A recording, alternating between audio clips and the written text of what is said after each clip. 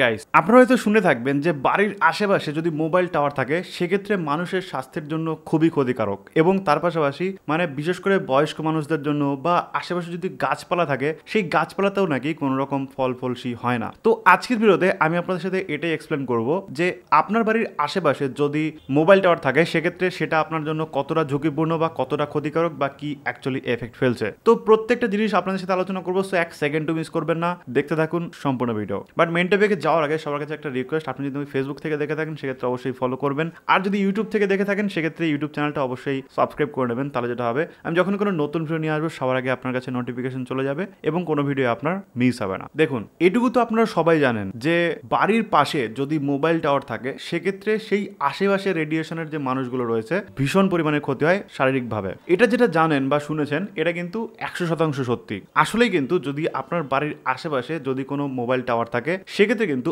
অবশ্যই আপনার শারীরিক ক্ষতি হচ্ছে। তার কারণ সেলফোন টাওয়ার থেকে যে রেডিয়েশনটা নির্গত হচ্ছে সেই রেডিয়েশনের জন্য কিন্তু মানুষের অ্যাকচুয়ালি ক্ষতি হচ্ছে, হার্টের ক্ষতি হচ্ছে বা বিভিন্ন ধরনের ক্ষতি হচ্ছে। এবার কথা হচ্ছে যে কি করা যাবে, তাহলে কি আপনার বাড়ির আশেপাশে টাওয়ার মাওয়ার লাগানো বন্ধ করে দেবেন? মোটেও না। তার কারণ আপনি যদি আপনার বাড়ির আশেপাশে বা এলাকার মানুষজন যদি সবাই যদি বলে যে আমার বাড়ির পাশে টাওয়ার লাগানো যাবে না, আমার বাড়ির পাশে টাওয়ার লাগানো যাবে না, আরেকজন বলছে আমার বাড়ির পাশে টাওয়ার লাগানো যাবে না, এরকম করতে করতে দেখা যাবে যে অনেক দূর অব্দি হয়তো টাওয়ার যদি না বসাতে পারে কোম্পানি, সেক্ষেত্রে কিন্তু আপনি কিন্তু নেটওয়ার্ক কম পাবেন বা আপনি কিন্তু সার্ভিস কম পাবেন। এই যে বিএসএনএল এ আপনারা সার্ভিস এত খারাপ পান, তার জন্য কিন্তু আপনারা সবাই চান যে বাড়ির আশেপাশে যদি একটা বিএসএনএল টাওয়ার থাকতো তাহলে হয়তো ভালোভাবে নেটওয়ার্ক ইউজ করতে পারতাম। বা এই যে টাটা বিএসএনএল এর সাথে টাই আপ করেছে, 15,000 কোটি টাকা তারা ইনভেস্ট করেছে এবং তারা বলছে নতুন নতুন টাওয়ার বসাবে। এক্ষেত্রে কিন্তু আপনি নিজেই খুশি হচ্ছেন যে ওয়াও, নতুন টাওয়ার বসছে, তাহলে কিন্তু আমরা ভালো নেটওয়ার্ক পাবো, আমরা ভালো নেট করতে পারবো, ভালো কলিং পাবো। সো এটা কিন্তু আপনারা নিজেরাই ভাবছেন। তো কথা হচ্ছে যে এই টাওয়ার বসানো কিন্তু বন্ধ করা যাবে না, কারণ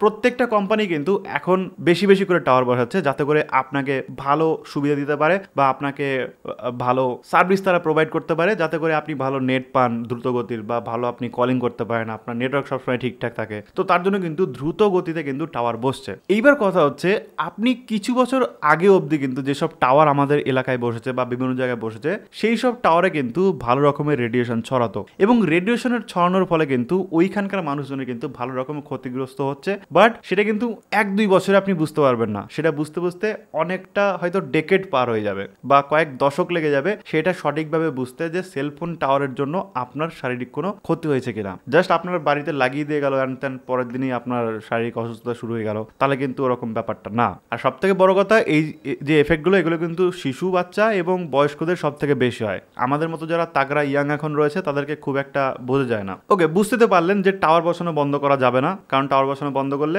আপনি বেশি ক্ষতিগ্রস্ত হবেন। কি করা যায়? যেটা করা যায় সেটা হচ্ছে রেডিয়েশন কমানো যায় টাওয়ারের। এবার এই বিষয়ে কিন্তু ডট বিভিন্ন ধরনের একটা ক্রাইটেরিয়া সেট করেছে। ডট মানে কি? ডিপার্টমেন্ট অফ টেলিকমিউনিকেশন, যেটা কিন্তু ইন্ডিয়ার সব থেকে টপে বসে আছে। এইসব যত টেলিকমিউনিকেশন সেক্টর রয়েছে তাদেরকে কি ধরনের ক্রাইটেরিয়া মিট করতে হবে, কি করতে হবে, কি না করতে হবে, তাদেরকে কি শাস্তি দিতে হবে, এগুলো কিন্তু ডট আর ট্রাই এই দুজন মিলে দেখে। এবার ডট যেটা করেছে, ডট এমন কিছু ক্রাইটেরিয়া সেট করেছে যার ফলে সেলফোন টাওয়ার থেকে যে রেডিয়েশনটা বেরোচ্ছে বিশেষ প্রক্রিয়ার মাধ্যমে ওটাকে কমিয়ে দেওয়া হচ্ছে এবং এমনভাবে ওটাকে কমানো হচ্ছে যাতে করে যেটুকু আসছে আমাদের কাছে সেই রেডিয়েশনটা মানুষের কিন্তু সেইভাবে আর ক্ষতি করে না। অর্থাৎ বিশ্ব স্বাস্থ্য সংস্থা, যেটা হু, আপনারা সবাই জানেন, তো এই হু যেটা অ্যাকচুয়ালি ক্রাইটেরিয়া সেট করেছিল তার থেকে ডটের যে ক্রাইটেরিয়া সেটা কিন্তু আরো অনেক বেশি, এবং যার জন্য ইন্ডিয়ার যত টাওয়ার রয়েছে বর্তমানে যেসব টাওয়ার বসছে প্রত্যেকটা টাওয়ারকে কিন্তু এই ধরনের যে ক্রাইটেরিয়া রয়েছে ক্রাইটেরিয়াটা মিট করতে হবে, এবং সেটা যদি না হয় তাহলে কিন্তু ডট তাহলে কিন্তু বিশাল বড় একটা ফাইন করে দেবে। সো বর্তমানে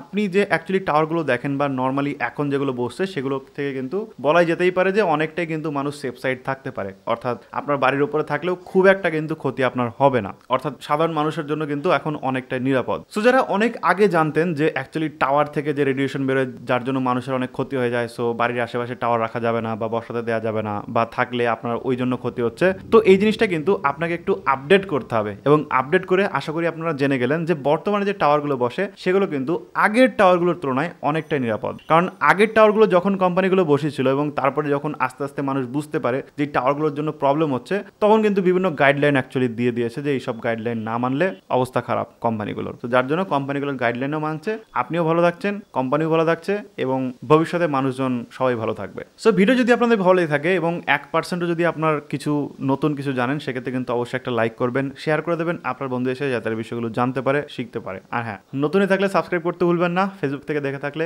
ফলো করতে ভুলবেন না। Thank you so much video দেখার জন্য। দেখা হবে নেক্সট ভিডিওতে। টাটা।